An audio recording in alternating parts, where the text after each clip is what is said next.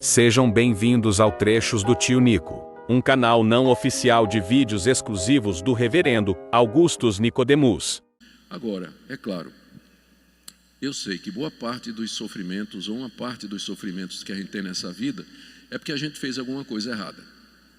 A gente distratou alguém, a gente tomou uma decisão errada, a gente escolheu um caminho que mais tarde a gente viu que não era o caminho certo. E isso trouxe consequências e sofrimento. Não quer dizer que a teologia do sofrimento não se aplique, mas só que nesse caso você vai ter que se arrepender, você vai ter que reconhecer diante de Deus, pedir o perdão dele e o consolo dele para a sua vida. Se você sofrer como cristão, verso 16, não se envergonhe disso, antes glorifique a Deus com esse nome. Se você sofre porque é cristão, não fique com vergonha. Você, jovem, que está na universidade e que está sofrendo porque você crê que a Bíblia é a palavra de Deus, está sofrendo porque os seus amigos fazem bullying com você porque você ainda é virgem, que ficam zoando com você porque você não sai para as baladas e para encher a cara com eles no barzinho da esquina. Se você sofre bullying, perseguição, zombaria e zoeira dos seus amigos, por amor de Cristo, isso não é motivo de vergonha. Pelo contrário, glorifique a Deus com esse nome e diga: Senhor, que privilégio que eu posso sofrer pelo nome de Cristo e pelas verdades que Cristo ensinou aqui, pelas verdades que Cristo me ensinou. O jovem cristão, e não só o jovem, o cristão em geral, ele não deveria se envergonhar se ele está sofrendo por amor de Jesus Cristo, mas se assegure de que você está de fato sofrendo por causa de Cristo. Se assegure que você está sofrendo por isso, porque às vezes a gente confunde os sofrimentos porque a gente fez uma coisa errada com o sofrer por ser cristão. Se você de fato está seguro que seu sofrimento é por causa de Cristo, glória a Deus por isso. Deus achou você digno de sofrer pelo nome dele. Não se abata, não fique deprimido, não fique ansioso, não fique angustiado, mas dê glória a Deus por isso e permaneça nisso que ele está falando. Vamos para o quinto ponto aqui, que é o verso 17, e eu quero começar contando uma história.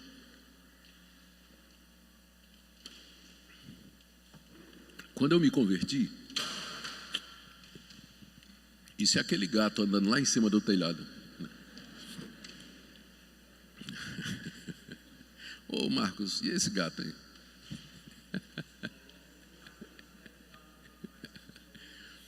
Sem dúvida. Bom, mas eu disse que ia contar uma história. Depois da minha conversão, quando eu me converti, eu queria ser missionário. Eu não queria casar. E eu achei que eu tinha o dom do celibato. Eu queria ser como o apóstolo Paulo. Queria pregar o evangelho. Tanto é que eu deixei meu curso de engenharia na Universidade Federal, meu emprego na prefeitura, comecei a pregar o evangelho no interior de Pernambuco, entre os pescadores na cidade de Olinda, e achava que não ia casar. Eu queria viver como o apóstolo Paulo. Eu achava que eu tinha o dom do celibato, até que um dia eu vi a Minca. Aí na hora eu descobri que eu não tinha o dom do celibato. Na hora que eu olhei para ela, eu disse: eu não tenho realmente o dom do celibato. E quando eu descobri que o pai dela era o reitor do seminário onde eu estava indo para estudar, aí é que ficou melhor ainda, né? Melhor ainda. E o pai dela, no primeiro ano, sabendo que eu estava querendo namorar com ela, o pai dela me chamou no quarto dele, no escritório, e disse: meu filho, eu queria que você lesse aquilo que está ali no canto da parede. Eu olhei assim, tinha um quadro, tamanho de um cartão de crédito, mais ou menos, de um celular, pendurado a mais ou menos um palmo do chão. Eu sou altão, né? Não tinha como ler. Aí eu me ajoelhei para ler. Quando eu ajoelhei, estava escrito, era o versículo de Gálatas 2:20, não eu, mas Cristo. E o eu era um homem assim, bem endurecido, né? Bem, as costas bem retas, assim, indicando arrogância. E o Cristo eram as costas de um homem envergado, curvado, prostrado diante de Deus. Então, não eu, mas Cristo. Enquanto eu estava ali, curvado, lendo aquilo, ele veio por trás, colocou a mão sobre minha cabeça e disse: ó Deus, aqui está teu servo, curvado diante de ti. humilhado diante de ti, abençoa, não é? Aí ele chamou e disse assim: Augustus, eu quero que você entenda uma coisa. Não estranhe o ardente fogo de provação que vier sobre você esses 4 anos de seminário, porque eu vou lhe tratar com muito mais dureza do que os demais alunos do seminário, para que ninguém diga que eu estou facilitando a sua vida porque você é meu genro. Então, eu vou tratar você com muito mais rigor. Dito e feito. Foram 4 anos de incêndio profundo, né? Incêndio profundo aqui, mas valeram a pena, valeram a pena. É isso que Pedro está dizendo aqui, ó, no verso 17.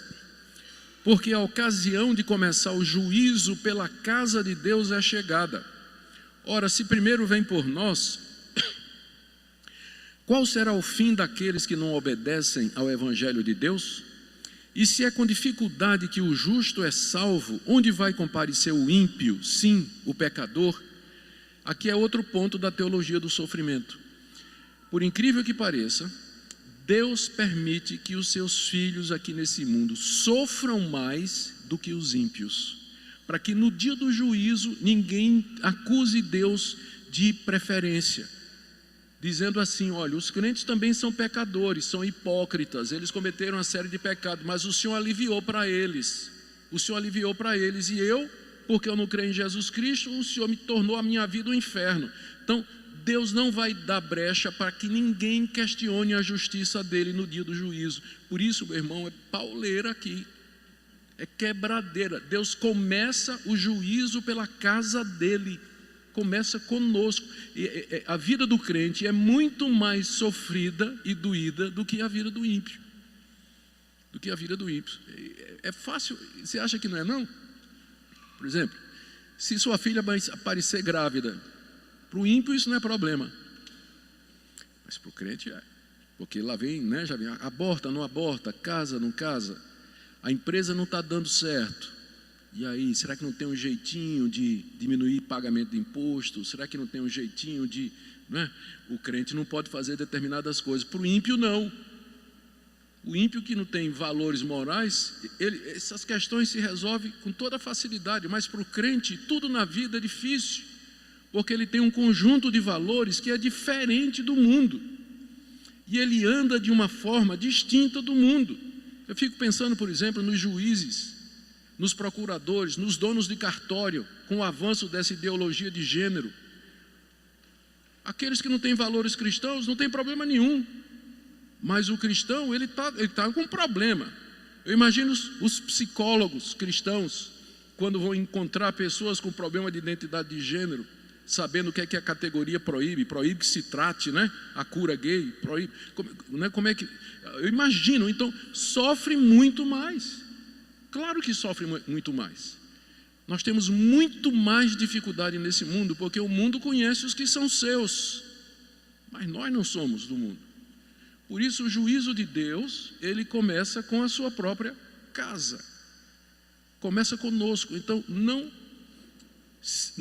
espante com o sofrimento. Bom, eu não estou querendo espantar nenhum de vocês, mas ainda dá tempo de cair fora, né?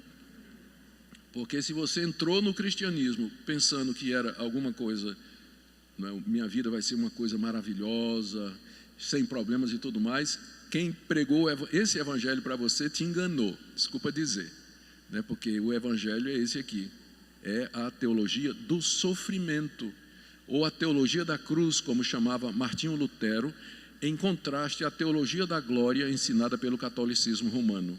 É a teologia da cruz, tomar a cruz e seguir a Jesus Cristo. Se é com dificuldade que o justo é salvo, onde vai comparecer o ímpio, o pecador? Quando ele diz aqui é com dificuldade, ele quer dizer, se é com muito sofrimento que o justo é salvo, o justo aqui é aquele que é justificado pela graça de Deus, onde vai comparecer no dia do juízo? Que lugar o ímpio vai ter diante de Deus para argumentar em seu favor? Por isso, último ponto, verso 19: também os que sofrem segundo a vontade de Deus, encomendem a sua alma ao fiel Criador na prática do bem. Aqui você tem a conclusão do que Pedro está dizendo. Por isso, à luz de tudo isso que foi dito, vocês que estão sofrendo segundo a vontade de Deus, e aqui é um dos versículos que a gente tem que nos lembram de que o sofrimento às vezes vem de Deus, sim, é Deus. Se nos toca, é porque Deus permitiu, quis, decretou, determinou, usa o termo que você quiser. Mas nada nos toca se não for a vontade de Deus, como está dizendo aqui, os que sofrem segundo a vontade de Deus. Às vezes a vontade de Deus é que você sofra mesmo, como Ele quis com seu filho. Pai, se possível, passa de mim esse cálice, mas não seja feita a minha vontade, e sim a tua. E prevaleceu a vontade do Pai. Prevaleceu a vontade do Pai. Então, o sofrimento, com frequência, é a vontade de Deus para nós. E nós podemos olhar para Ele à luz de todos esses pontos que foram esclarecidos pelo apóstolo Pedro aqui. Então, sabendo disso, eu encomendo a minha alma que é vida, eu entrego a minha vida ao fiel Criador na prática do bem. Pedro chama Deus de fiel Criador de propósito. Criador porque Ele tem todo o poder para fazer nosso sofrimento terminar ou ir até um ponto, e fiel porque Ele tem um pacto conosco. Ele vai nos salvar no meio de todo esse sofrimento. Ele não vai quebrar a aliança dele conosco. Ele é o fiel Criador. Por isso nós podemos descansar a nossa vida nas mãos dele, praticando o bem. Eu gosto da maneira como Pedro termina aqui, porque é uma coisa prática, não é? Como então, pastor, à luz disso tudo, né? Eu estou tendo esse conhecimento da teologia da cruz, teologia do sofrimento, como eu devo enfrentar então as dificuldades da vida, as angústias, as oposições? A resposta é na prática do bem. Ame os seus inimigos, é isso mais ou menos que Pedro está dizendo para eles. Amem esses que injuriam vocês, orem pelos que perseguem vocês. Se ele tiver fome, dê de comer. Se tiver sede, dê de beber. Se bater no rosto, na face direita, dê à esquerda. Se quiser levar a túnica, dê também a capa. Se obrigar a andar uma milha, ande também 2. Pela prática do bem, nós experimentamos aqui a alegria e o gozo de sofrermos por Cristo. A alegria e o gozo de sermos de Deus. E nós entendemos o porquê de todos os sofrimentos. Amém? Ó Deus querido, nós pedimos que o Senhor nos ajude a colocar isso em prática. A que nós, pela prática do bem, nós emudeçamos aqueles que nos perseguem, que não gostam de nós. Eu oro por aqueles que estão sofrendo doenças, necessidades. Nós oramos, ó Deus, que o Senhor dê essa compreensão de que os sofrimentos fazem parte dessa vida e que são usados como fogo para depurar a nossa fé, e que nós aprendamos a nos regozijar na esperança da glória vindoura. Abençoa teu povo aqui presente. Assista a pregação completa pelo link na descrição.